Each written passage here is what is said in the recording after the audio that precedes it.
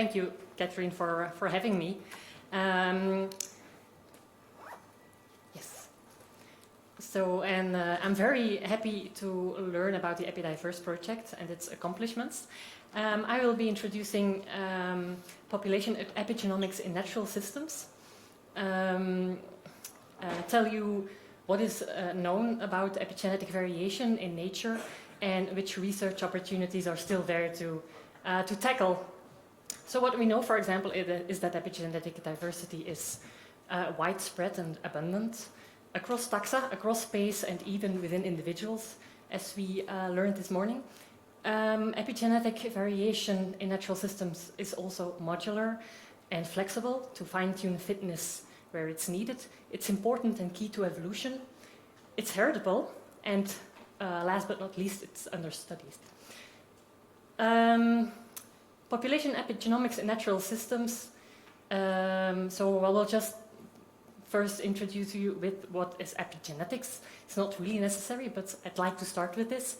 Epigenetics is basically, in a very broad sense, much of the molecular processes accommodating the interpretation of the genetic code. And that's, I think, why it is so widespread, because it allows the fine-tuning of fitness and it allows for adaptive evolution. I don't have a... here. So this is one of the examples showing how widespread in space epigenetic diversity is. So showing for this Canada lynx that across a wide, broad Canadian scale there is lots of epigenetic structure, and it's more pronounced than the genetic structure at the very same scale, indicating or suggesting that there is more going on than just genetic structure across the landscape. But it's not always like this. So we have here the Anolis lizards, endemic to some of the islands in the Caribbean Sea, where also a lot of epigenetic structure was found, but it was less pronounced than the genomic structure. So epigenetic variation in natural populations is highly taxon-specific. Much of what we know about natural epigenetic diversity comes from plants. So this is just a snapshot of studies that were published recently, showing basically that there is a strong alignment between natural variation in epigenetics and landscape features. And often this epigenetic variation is much more pronounced than genetic variation, suggesting that it plays a key role in regulating plant fitness and in driving plant evolution and animal evolution. I'm gonna be very fast about this because much of you know more about the mechanisms of epigenetic variation than I do, but we have DNA modifications such as cytosine methylation, we have chromatin modifications such as histone variants, non-coding RNAs that play a role in gene expression and other epigenetic processes and RNA modifications, all contributing to fine-tuning gene expression and fitness of individual plants and animals. Their impact on gene expression can be very important, and depending on the exact epigenetic process. In Arabidopsis, we know, for example, that about 5% of the genes have heavily methylated promoters, downregulating gene expression, and this is usually in CG and CHT context. We have gene body methylation. Over 1/3 of the Arabidopsis genome has heavy methylation at exonic regions in genes, mainly in CG context. We have regulation of RNA processing, to my knowledge, mainly involved in de novo methylation of a DNA. We have silencing of transposons to prevent their mobilization, to prevent their negative impacts on gene expression, and chromosome interactions where parts of the chromosome interact basically to impact accessibility and gene expression. So all these things, they allow one specific genotype to adjust their fitness depending on environmental variation. So it's very important.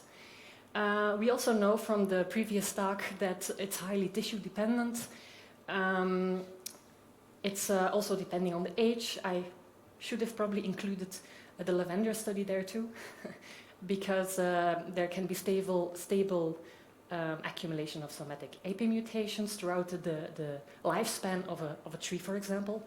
I think that there could be some more research there on clonal species too. It's highly environment dependent. We know that for a long time already. For example, from these studies with Norway spruce, where it has been shown that microRNAs are involved in adaptive or climate adaptation through generating an epigenetic memory. And in the stickleback, I wanted to show this, was also shown that the saltwater and the freshwater fish had a very diverging epigenetic signature. So it's highly modular, flexible, and it's the most important mechanism for determining fitness, depending on environmental variables. I wanted to specifically address this issue. We know for a long time that epigenetic diversity is heritable across generations. We don't really know for sure whether this can happen completely independent from any DNA sequence polymorphism.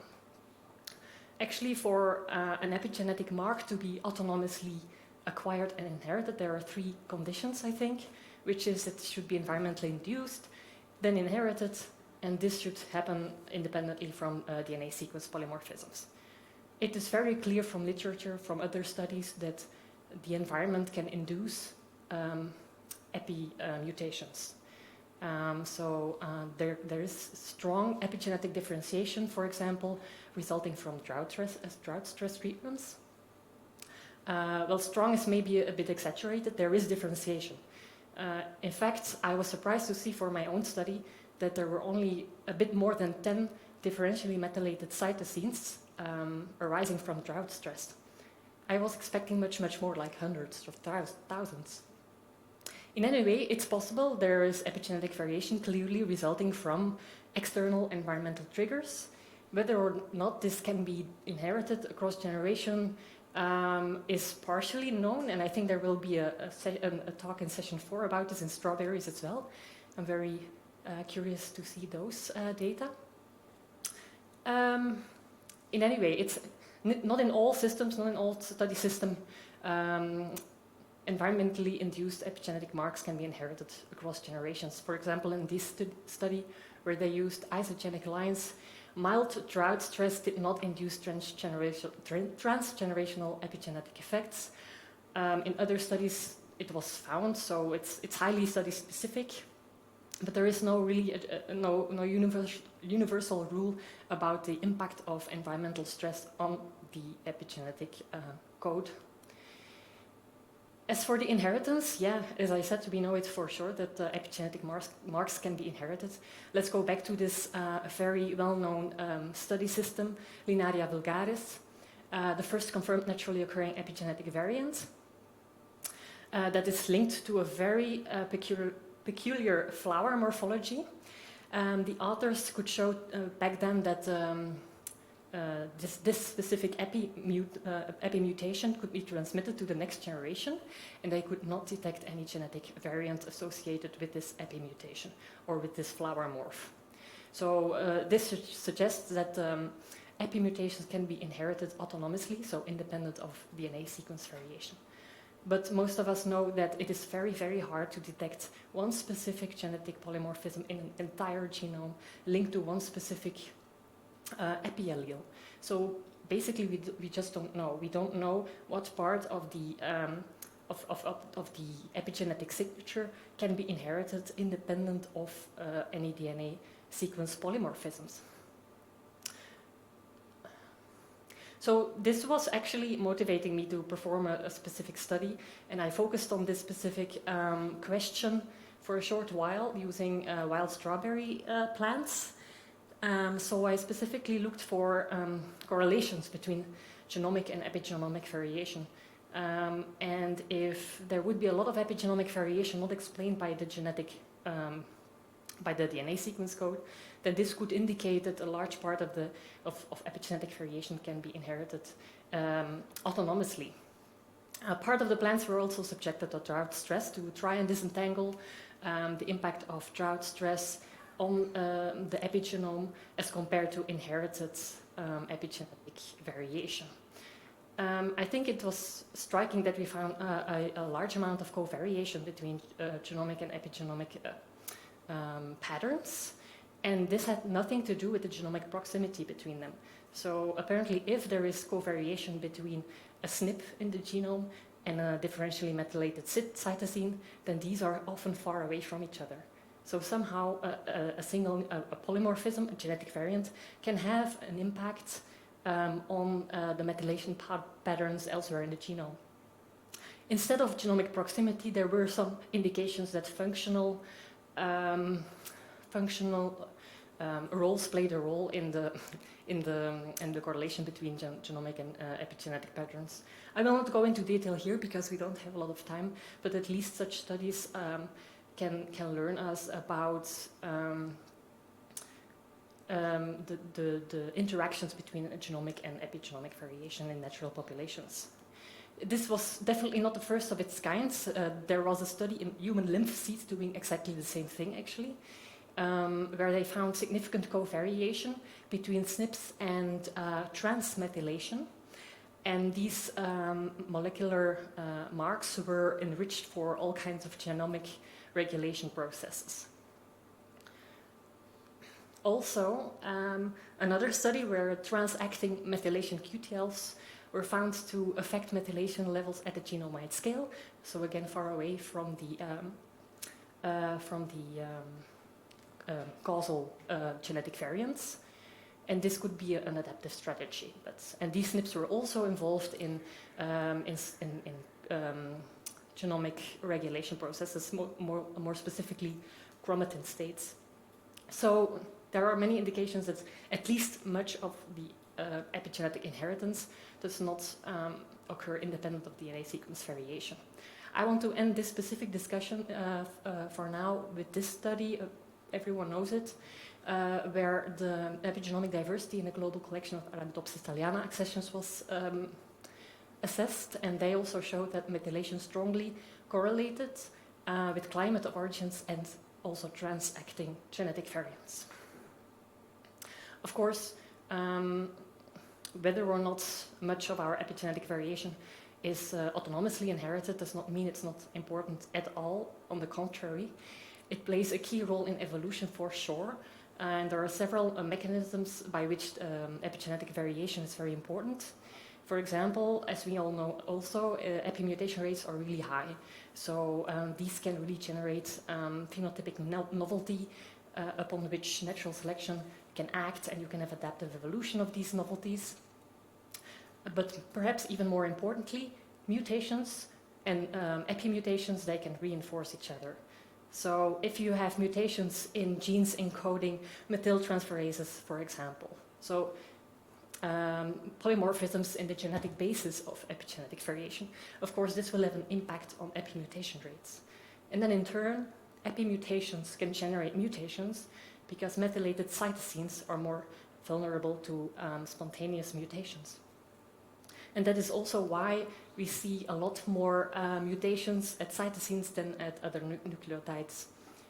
Also, by changing methylation levels around transposable elements, their mobility is affected, and through this mobility they will also increase mutation rates because of DNA replication errors during excision and insertion in the genome. And that's also why frequently it has been shown that you have increased mutation rates near transposable elements. So we have clearly some reinforcing forces between mutations and epimutations that can give evolution a strong boost. And not completely different from that thought is genetic assimilation theory. This is really quite recently, from 2018. It took me a while to appreciate it, but it actually covers a mechanism that I think has a really strong potential. So epigenetically facilitated genetic assimilation, where an epigenetic change in a sequence that drives fitness ultimately becomes a genetic variation because, again, methylated cytosines are more vulnerable to mutation. And therefore, this fitness-affecting SNP can in turn be inherited and this framework has not yet been, I think, empirically tested, but I think it has really high potential. There is this thought that epigenetic variation is particularly important in genetically depleted populations. This has been tested in an experiment using Arabidopsis lines, isogenic lines that differ in their epigenetic signature. And they found something very interesting. When they crossed a particular lines of epigenetic, epilines, they got one specific cross that created a hybrid figure that had much higher fitness than all the others. It was, despite the fact that there was no genetic change, they found a really strong fitness benefit from this particular cross. So this experiment shows that it's really possible, even without any genetic variation, to create epigenetic hybrid figure. Whether or not this is abundant in natural populations is not really sure. What we do know is that epigenetic variation is frequently, but not always, a very strong player during invasions, during range expansions, where also, there is typically a lack of genetic variation due to founder effects, etc. But also in asexual species, of course, as has been found frequently in these apomictic dandelions. So clearly there is a lack of genetic diversity, and here epigenetic variation can really save the day. They found that small regulatory RNAs basically reflected the footprint of drought stress experienced 2 generations ago. So despite genetic changes, there has been epigenetic differentiation across generations. And also in Arabidopsis, it has been shown that during asexual reproduction, where you don't expect much genetic change, there had been epigenetic marks that led to heritable phenotypic variation. A final example of the importance of epigenetic variation in genetically depleted systems goes to this particular snail. It's asexual, but also clonal and invasive. I found this a very interesting study system because these snails have been invading lakes and rivers while these were all the same clonal lineages. So this makes it a very interesting study system to try and see to what extent epigenetic diversity can allow these organisms to actually invade new habitats. And they found very important adaptive differences between these lake and river phenotypes for shell and foot muscle structure as adaptations to the currents in these systems. And they also found quite some differentially methylated regions in between lake and river clones, basically.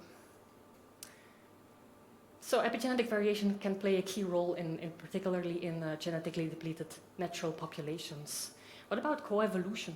Well, there's a lot going on. I have the impression on epigenetics in biotic interactions, in disease resistance, immunity, flower-pollinator interactions, suggesting that potentially epigenetic variation plays also a key role in coevolution and perhaps even in community epigenetics or community epigenomics. So I Googled this term, but I got nothing actually. So there was the term community epigenomics. It has never been coined. Yet I think personally that maybe this is a niche that could be studied because probably epigenetic variation not has only implications in one species in particular, but can affect the functioning of an entire community. And then I got to this Jena experiment showing that not only genetic but epigenetic adaptation could be found after a history of natural selection related to whether or not a plant was raised in a monoculture or in a multiculture. So I think such kind of experiments do suggest that epigenetic variation can play a role in evolution at the interspecific level. But there will be, I think, an interesting session on species interactions later. Before I end up with some research avenues, I wanted to show this slide because, so I looked for studies in the Web of Science that involved epigenetic variation in natural populations, right? And okay, as expected, we have a rise from 2007 to now in studies dealing with epigenomic variation, but it's quite limited, no? I mean, 200 studies across the whole world. If you then compare it to population genomic studies, it's 2 orders of magnitude higher still. So if someone comes to you and says, these days everyone does epigenetic variation studies. No, that's not true. There is still so much to do there. And yet, I mean, there is not so many people doing it. So some of the research opportunities I think are really important or have high potential is to investigate what are the spatial and taxonomic drivers of epigenetic variation. We barely know what drives genomic variation across the globe, so let alone epigenetic variation. How is it with gene-independent inheritance? Is it really a thing? How will we study it? I'm not sure. And what about the part that is depending on genetic variation? What is the genetic basis of epigenetic variation? We know for sure all these pathways related to DNA methylation. So we know a part of the genetic code of epigenetic variation, but I think there is a long way to go there. And then I added maybe the involvement of heat shock proteins, because these are typically involved when there is stress. And they also go together with a specific epigenetic signature. So maybe this is also worthwhile investigating, because it can be also a mechanism related to adaptive evolution. Community coevolution and community epigenomics is most likely an interesting way forward. And then finally, what about the fitness effects of epigenetic variation? And are these fitness effects particularly important in genetically depleted study system? Is this a universal thing or not? We don't know all these things yet, I think. And finally, of course, to frame all this in a changing world, we also don't really know how epigenetics is predicted to contribute to climate change adaptation and what evidence we need there. I think there will be some interesting talks about the impact of environmental change on epigenetic evolution. So I think that's a good thing. And I think I will finish with this. And I hope that you found it interesting, and I thank you for listening.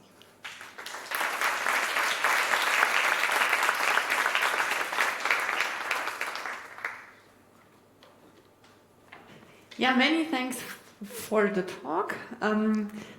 So what we would like to try is now to alternately accept questions from the audience and online. And if you want, we can start with a question here from the audience.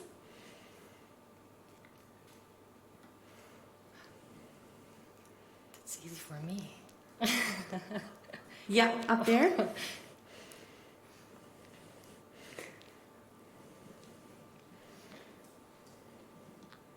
So I'll have a look here.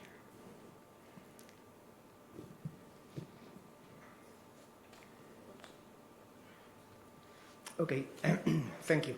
So listening to you, it seems that we have to choose either genomics or epigenetics, when I think that the key, the solution, actually, it's the merging both. Yeah. Points then of view. I think my no. I mean, you're definitely right. Yeah, we should merge those two. Yeah. Because only then we can know what part of the epigenetic variation is related to this genetic variation. It can take some time because everybody is looking for top publications, but from a scientific point of view, I think it's clear that we have to merge both points of view. Particularly, one of the opportunities that you mentioned, the genetic basis of epigenetics, that's quite important, and in my opinion, confusing for people coming from other fields, right? They seems that they separate what's the genetic basis of a trait and the genetic basis of the regulation of that phenotypic variation they are looking at. Not sure what you think about it. Yeah, I agree with that. I'm just like any other traits, and I think that that even Carlos mentioned it in the first talk, is that epigenetic variation represents a quantitative trait itself, so it's important in evolution. And what is one of the most important characteristics of a quantitative trait is that it is under genetic control, and genetic control is mostly where natural selection acts upon. So, I mean, it causes within and between population variation and in epigenetic variation. Yeah, and it allows to give a direction to how the genetic code should be translated in fitness. You know, I know this sounds weird, but I think it's definitely required that we merge genetics with epigenetics, and that we try to figure out this genetic code, because if we know that, we can much better answer questions such as how does natural selection impact fitness through epigenetic processes via the genetic code or not, stuff like that. Yeah. I hope that's a sufficient answer for that. We have no questions already yet online. No, no questions in the chat. You can keep okay. going with the room. So we could accept another question from the audience. Yes.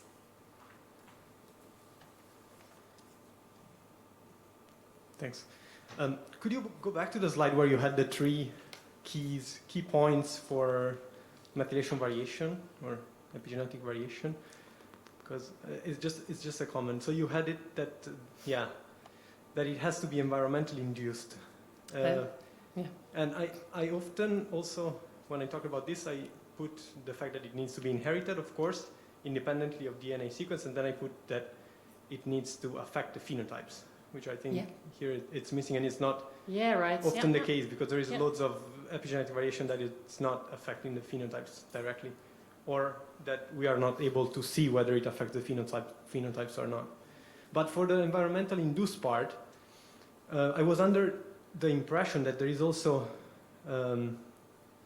like epimutation accumulations that it's not there, so it's epigenetic variation that is not generated because it's environmentally induced. It's just selected for, like similarly to genetic variation, just epimutations that are then selected for.